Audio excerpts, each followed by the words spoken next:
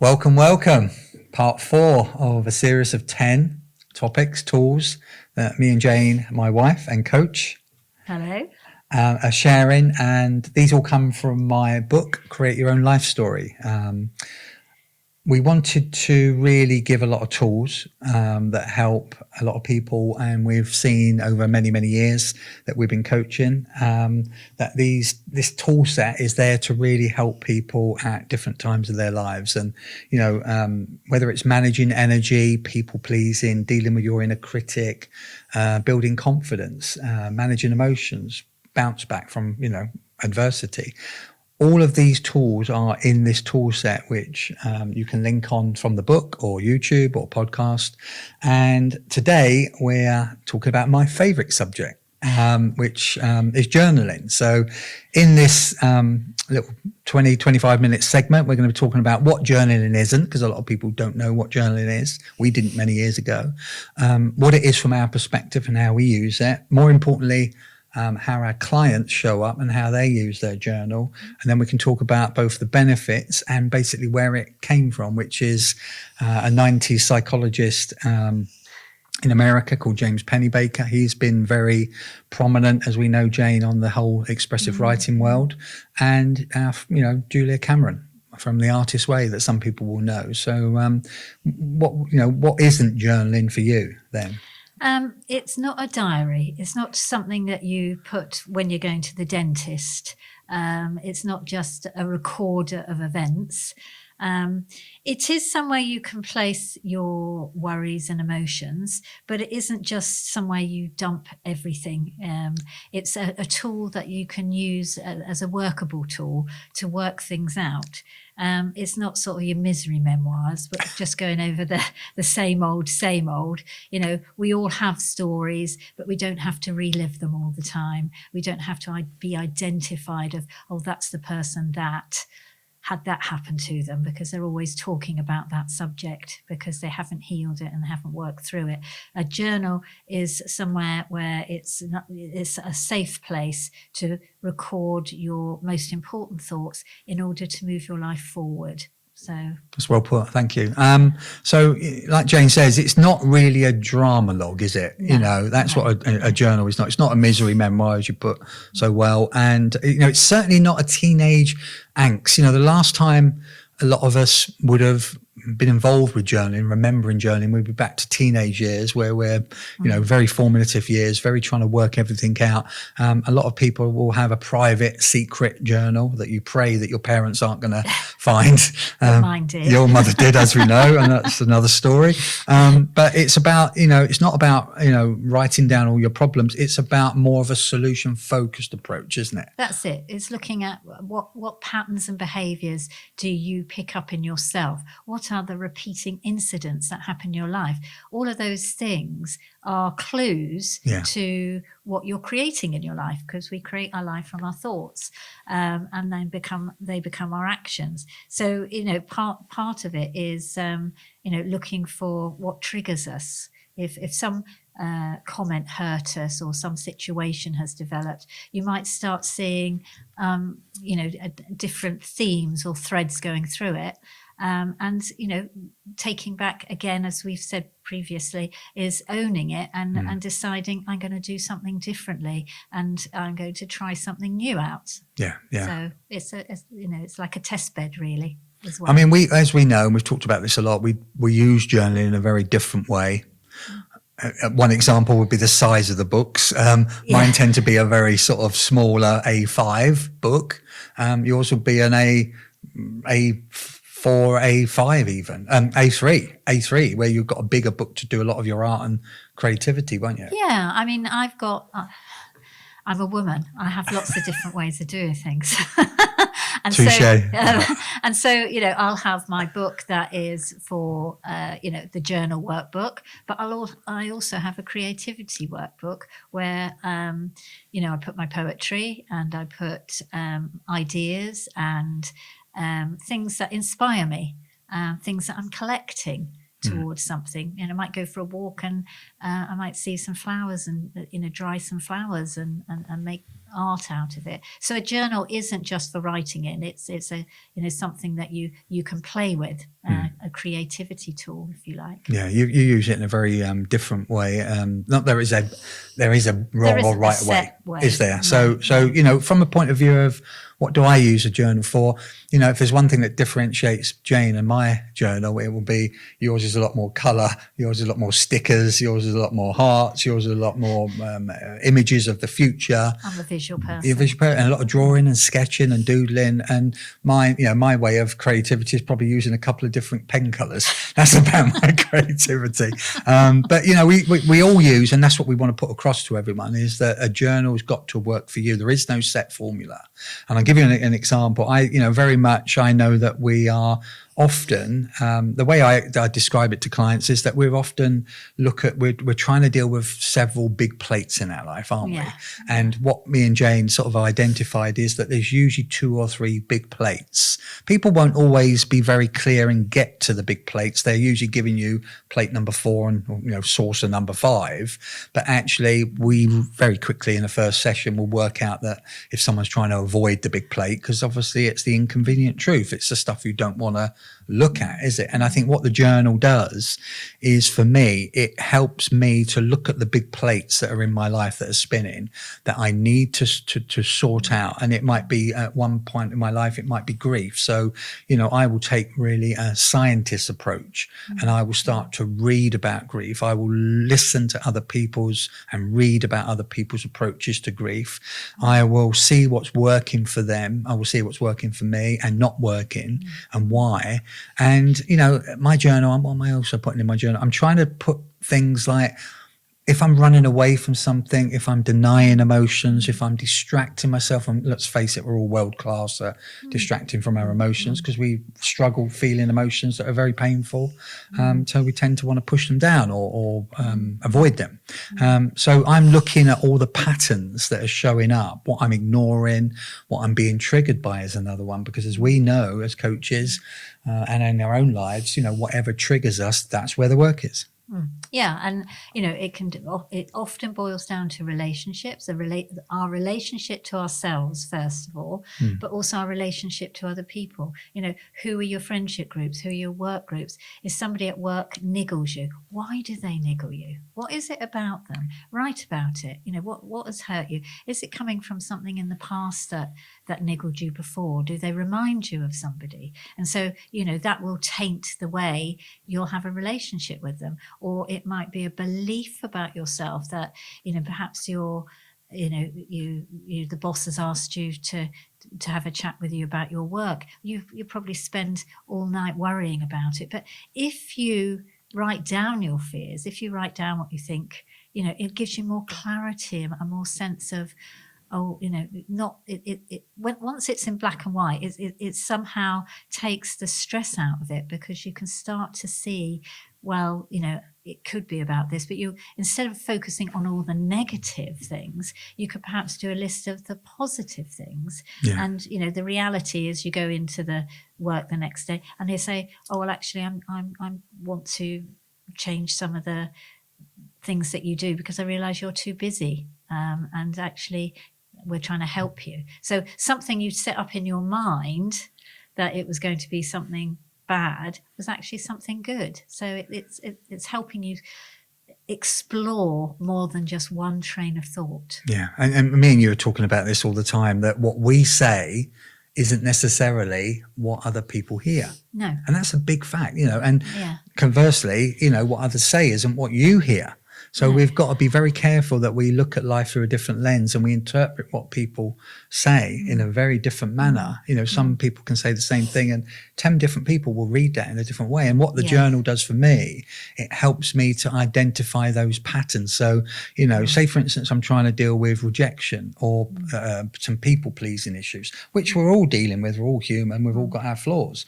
Or I'm trying to manage certain emotions that are very uncomfortable and new to me, or particularly a big one, we're all trying to manage our inner critic. Yeah. So if I'm looking at what I'm struggling with and I make a project of it, I will put it into my journal. I will approach it from the north, the east, the south and the west from different angles.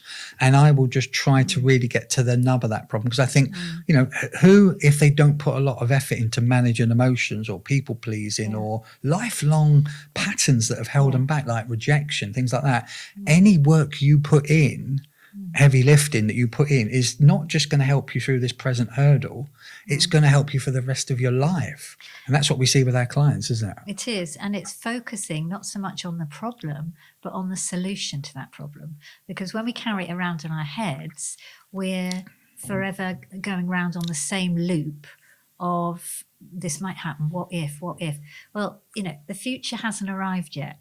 So you can't predict what's going to happen. And if it's something you're dwelling on from the past, it's happened. You know, the only thing you can do from the past is actually learn from it and maybe change your view of it. Yeah. It's a great, the tool I love for, and that's why I'm so passionate about for journaling, which we've not mentioned, is that in the 8 years since we've been coaching, journaling has consistently, out of a list of 20 tools that have helped people with their self-coaching, with their self-development, with their, you know, self-awareness, self-improvement, whatever you want to call it. It's the same thing. It's all about transformation, change and growth and shifts. The number one tool every year of those 8 years has been journaling. And we now know, because we know what journaling can do for us. It's a great way of raising our self-awareness, helping us to see where we're self-sabotaging. It's a great tool to get those bones out of the head, down onto paper. Because in some magical way, as we know, once we get it out of the head onto paper, it's like a mirror. We tend to look at it differently, don't we?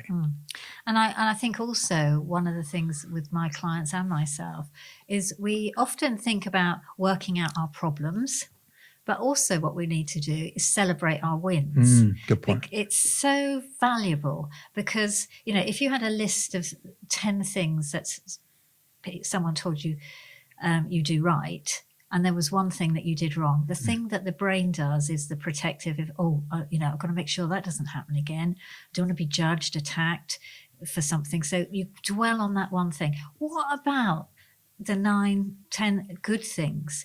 You know, look at how well you do something and really celebrate it and validate yourself and feel it as a sense in the body that, yeah, I can do that. I'm good at that. And write that down, because that is what you share. That's the gold you share with other people. I mean, that's a great reminder, because, you know, some of the people I coach, and, you know, they can do a great TV performance. They can be an Instagram influencer with 10 million sort of followers, and they'll put a post up and they'll get 2,000 positive comments within an hour. And what are they focusing on? The 3 that are negative. And this is the way the brain works in a strange way. It doesn't focus on the 99% of good stuff. It tends to focus on the 1%. If you don't get a handle and manage that, so that's a sabotaging pattern that you can't live in the bliss and the joy. You're always looking for that perfection, aren't you? And I think what the journal will do will help you to identify that. So let's look at a few other things that other clients of ours use the journal for. Yeah, sort of as a work in progress. As you said very well about the scientist, it's about tracking their progress of, you know, okay, so this is my strength. I can build on that strength. That's my weakness. Okay, it's a perceived weakness. How can I turn that into a strength? So I think they use it much more to, you know, look at how they want to see their future and model either what needs strengthening or what needs pulling back. Is getting things in alignment and in balance, really. You know, and writing out what is good and what will really help them, and, you know, focus on that and sort of pick up on those habits that they know that they drive themselves crazy with. You know, how much scrolling have they done today and wasted their time and energy. Yeah, guilty as charged. The client, I was just marking this down a few days ago, what my clients tend to use it for, and all of us do, really. So goals is a good one, intentions, dreams, hopes. A reminder that you know, with your creative way of looking at a power hour, and journaling, you know, don't just restrict it to writing. Self-expression, drawing, art, creativity. If you want to cut, if you want to cut something out, put it in there. So that's a very good. But you know, so the way I explain it is always the same, that we can only live in three places. We can live in the here and now, the present. We can live in the future, or we can live in the past. So where, you know, as in where we put our mind in the future or past. You can't live. We can't live, but we can give it a go. And so we can either sort of put our mind in the past or the future. Now, that's important because your journal will look at all three. It will look at what's getting in your way at the moment. Stumbling blocks, hurdles, write them down, make a project of it. But it can also look at forward for your fears and anticipations, your trepidation of what's coming up. Because as we know, you know, fear, which we're going to cover in another series, you know, false evidence appearing real. And so many of the things we're worried about haven't actually happened yet. It's insane. And I think looking at that is a good way to make sure that the future fear doesn't take us over in the now.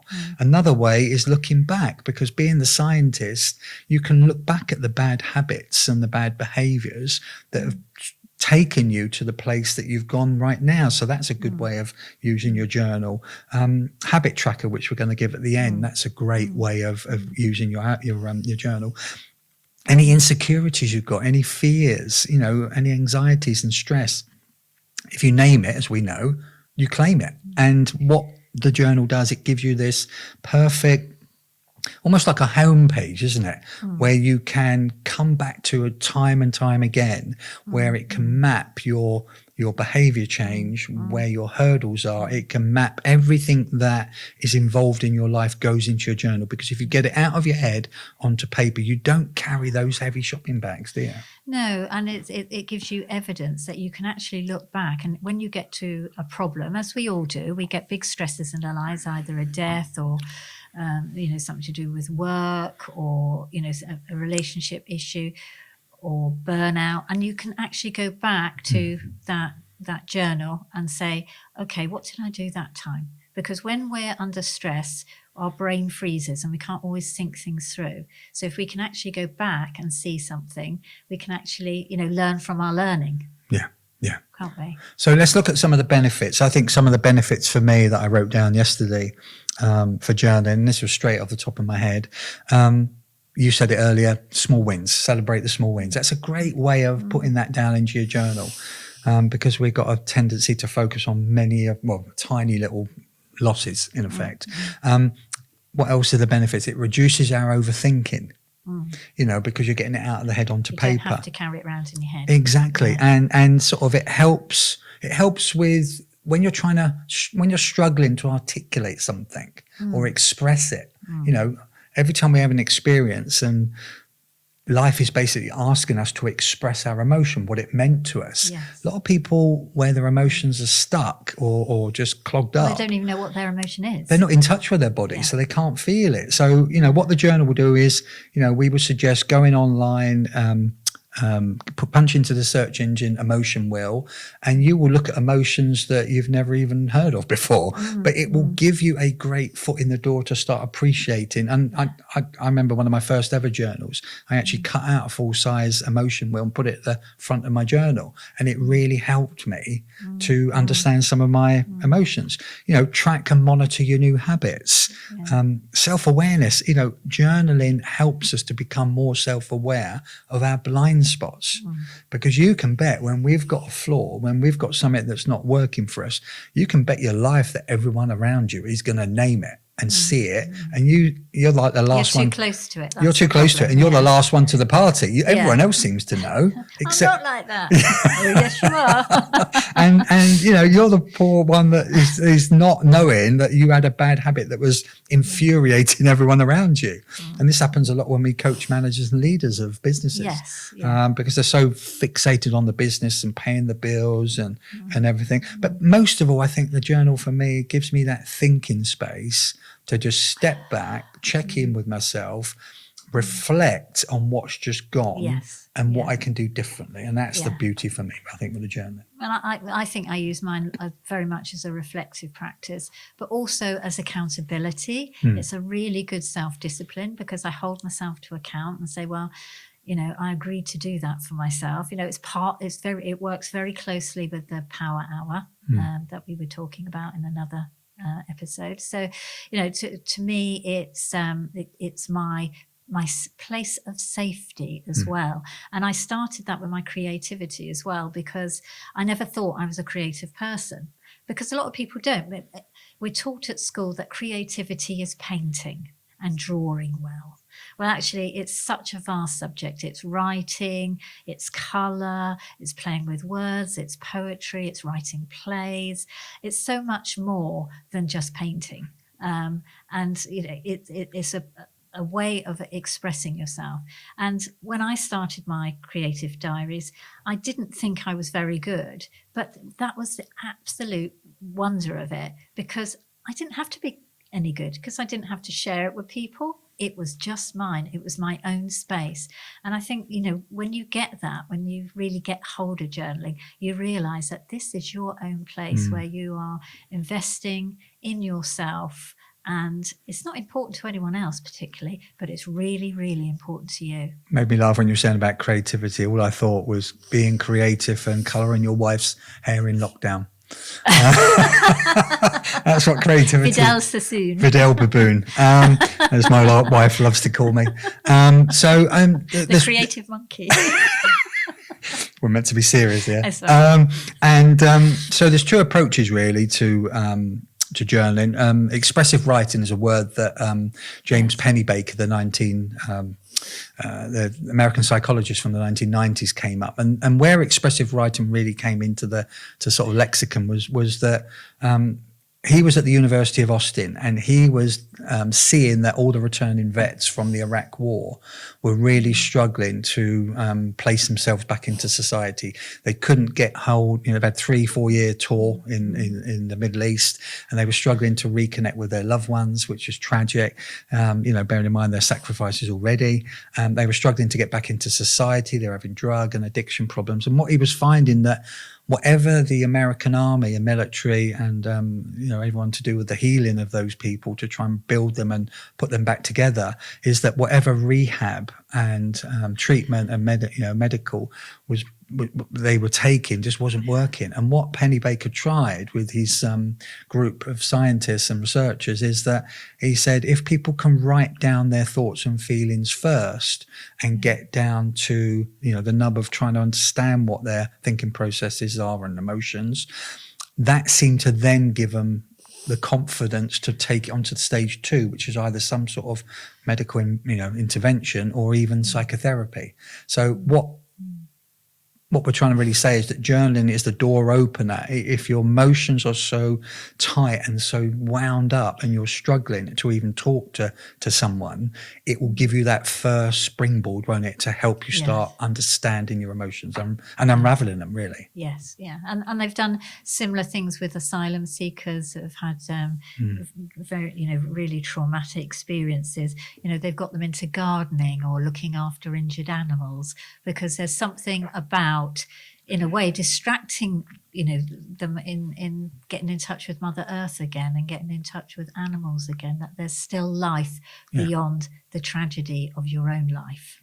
So writing down is also is almost like putting it down on paper, is I'm leaving it there now. I don't have to carry this all the time, which is just going to upset my system and cause more havoc in my life with divorce and relationships where people are returning from fighting wars. Oh, just tragic.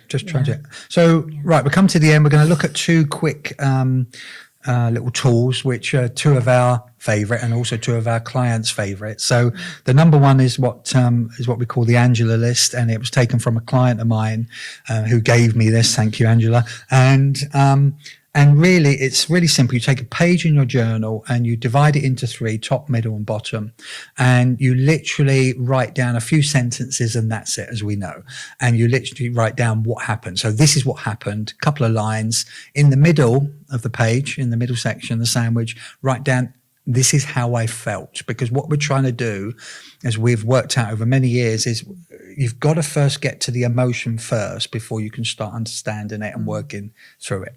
So the middle bit is, this is how I felt. And then the bottom third and this is all in your journal on a particular page, is, this is how I dealt with it. So you can either do it from looking backwards, or this is how I'm gonna deal with it if it's something that you're ready to confront. So that is a really good little easy tool to use in your journal. And the other one, which as we know is a favorite, but that habit tracker, isn't it? Yes, the habit tracker. So that is one where you take 3 things, write down on a list is, 3 things that you already do that help you. So it might be something like eating a healthy diet, because if we eat a healthy diet, our system, our body, our engines work a lot better. So those things, these are 3 things that you're already doing. The next is 3 things that you should be doing because they help you. So it might be taking some exercise. It might be taking some time out, and you're not doing it. You're a workaholic because you want to be perfect all the time because you're frightened that people are going to think you're a fake. So, those sort of things where you do help your life and support your life, but you're not doing. And then finally, 3 things that you shouldn't be doing so much of. So that might be scrolling, that might be spending money that you don't have. It might be, an addiction that is getting a bit out of control now, which might be, drinking or something like that. So, look at those 3 things that harm you, and think either of stopping them, getting help to stop them, or just switching your phone off. I think that what we've noticed in the last couple of years, we've learned so much as coaches. I would say we've learned more in the last 2 years than the last 60 combined. About ourselves, and human nature and resilience and bounce back and what people struggle with. And something we've really noticed is that people often know what's working for them. Yes. They often know what's not working for them. And so it's not that we're blind to it. It's the fact that we haven't got a structure in place to look at every day to go, what am I doing well at? That's the things that are working well for me. That middle row of what does work for me, but for somehow it's like a penny falls, it's dropped off the edge. I've got out of good habits, I've got into bad habits. And then that bottom 3 that is really essential. We often know what's not working for us. And that's like scrolling is a big one, such a waste of time, It comes up with every one of my clients and yours too. Yes. And so when you've got this habit tracker and you either put it in your journal, put it on your phone, put it on your wall like I've got in my office next door, you can look at it every day. And if you're mindful of it, you can change, because we do know what works and what doesn't. We've just got to set up a structure to remind ourselves every day, haven't we? We have, and when patients at the end, when I was working at the NHS and I'd advise them to, eat a bit better or exercise, they used to say to me, I haven't got time. And my answer was always, well, have you got time to be ill? Great point to finish with. Okay. Great point to finish with. Have you got time to be ill? So thank you very much, Jayne, again. And that's journaling. And we'll be back with another episode on fear. So thank you very much. If you want to go to the book, Create Your Own Life Story, all these links are in the book on QR code. So thank you. Until next time. Thank you. Take care.